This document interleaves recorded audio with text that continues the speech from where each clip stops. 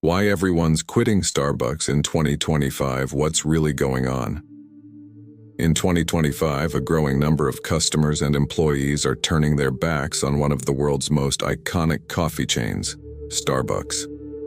Once celebrated for its innovative business model, customer loyalty, and cultural influence, Starbucks is now at the center of heated debates over its ethics, corporate practices, and declining quality. But what exactly is driving this exodus? And why are so many people choosing to quit Starbucks both from the inside and as loyal customers?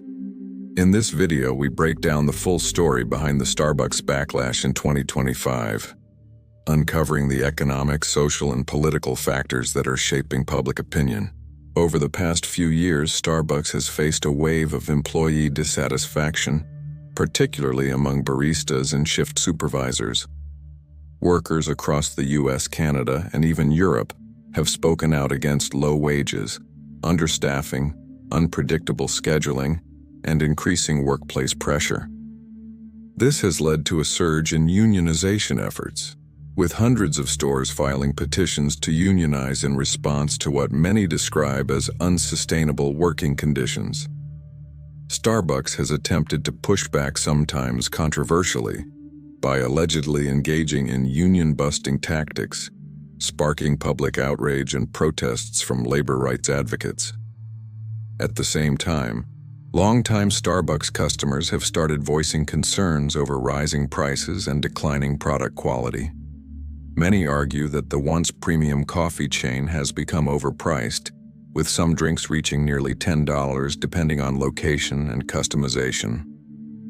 As prices have soared, customers are noticing inconsistencies in drink preparation, shorter menu items, and less than ideal service experiences. Combined with economic inflation and changing consumer habits, this has caused many people to reevaluate whether Starbucks is still worth the cost. Adding to the storm is Starbucks' stance on social and political issues. While the company has traditionally aligned itself with progressive causes, from LGBTQ+ rights to racial equity, critics argue that many of these efforts have become more performative than impactful.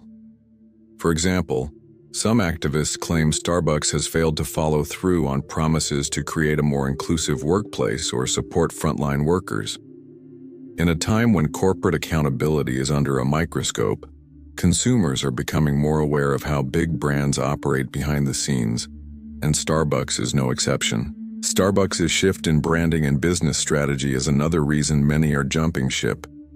In an effort to modernize its operations, the company has invested heavily in automation, mobile ordering, and drive-through only stores.